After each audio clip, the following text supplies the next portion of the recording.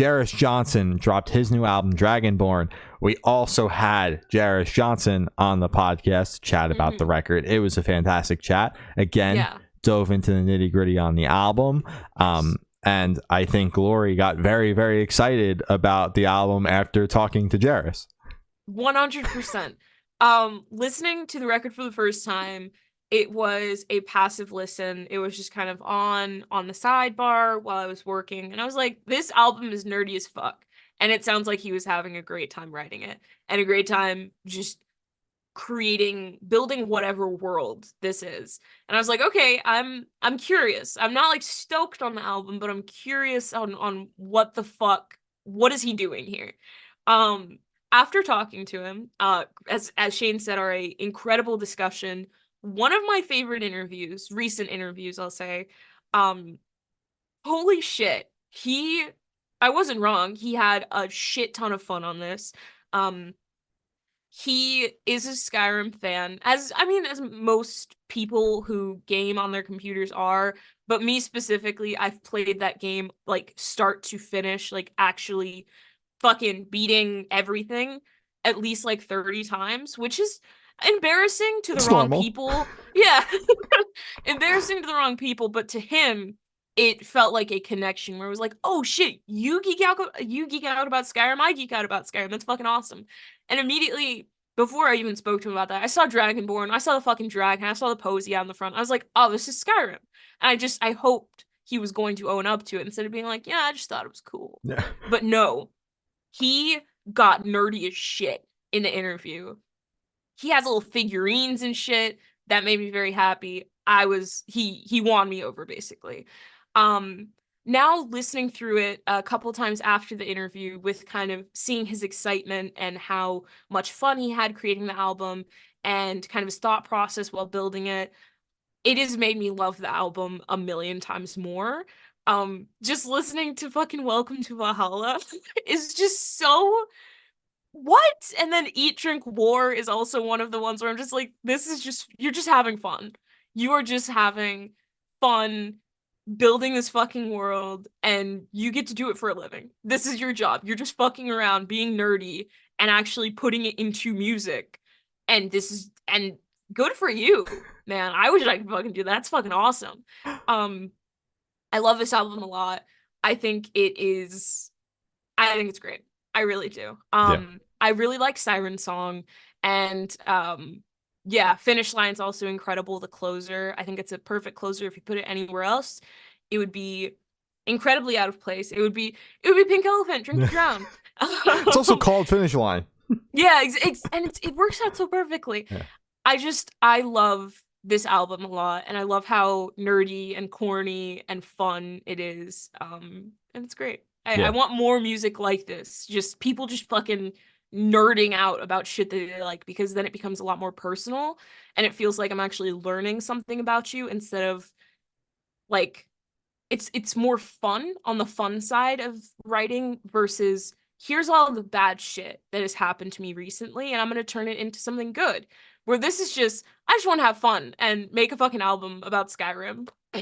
Yeah, pretty much, yeah. Awesome. Because he had said, in the interview that, like, he doesn't necessarily use music as, like, the outlet for his emotions. He uses it as an outlet to, like, do what he did with this, which is why, we spent a lot of time on Finish Line, because Finish Line is that song where he used his music to let out the emotions. But yeah, the album I thought was fucking awesome. Again, just that world building, like just seeing the name and the cover art, I'm like, this is gonna be fucking badass. And one of the songs on the record being Welcome to Valhalla, like, come on, like you're kidding me with this. And the outfits in the music videos, because I've seen some of the music videos, because they're just everywhere. Like When the Darkness Comes is, he said in the interview, but it's very obvious on streaming, quickly rising to be like his number one song. Yeah. So that music video clip was all over my timeline around the time that song came out. So, I was, stoked on that track, and I was like, I'm gonna have to follow along, because full transparency, I saw Jeris open for Korn.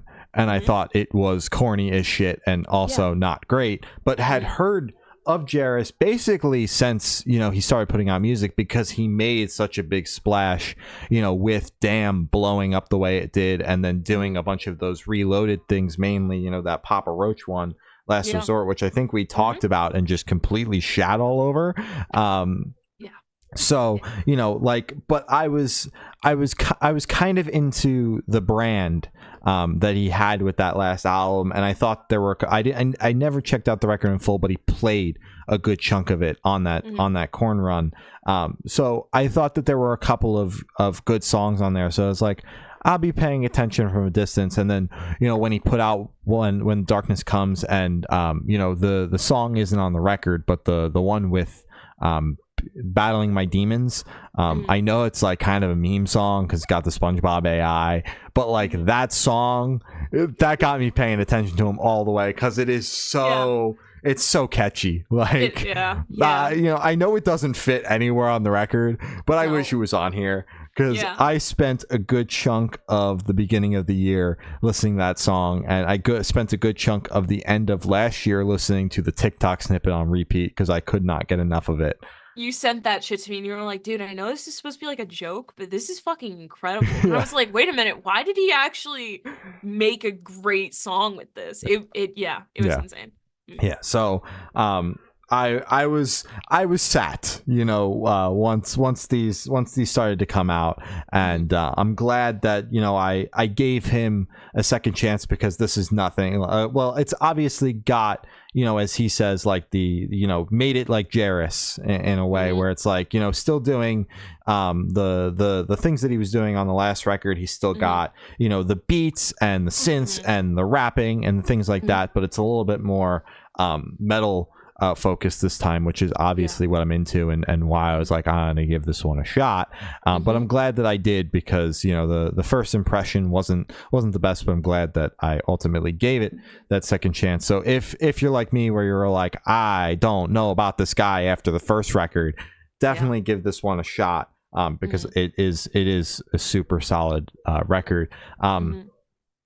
Big fan of When the Darkness Comes, a big fan of Down with the Dynasty, big fan of Not a Person, in parentheses Freak, really like Eat, Drink, War, Repeat, love Welcome to Valhalla. I could sit here and name all of the songs, but those are the ones where I was listening through it on my way home from work today, you know, giving it that one last listen before we went live, and those were the ones I came away with, like, those are the standouts for me. But the entire album front to back is fantastic. Damn right. I completely agree, 100%. Hell yeah.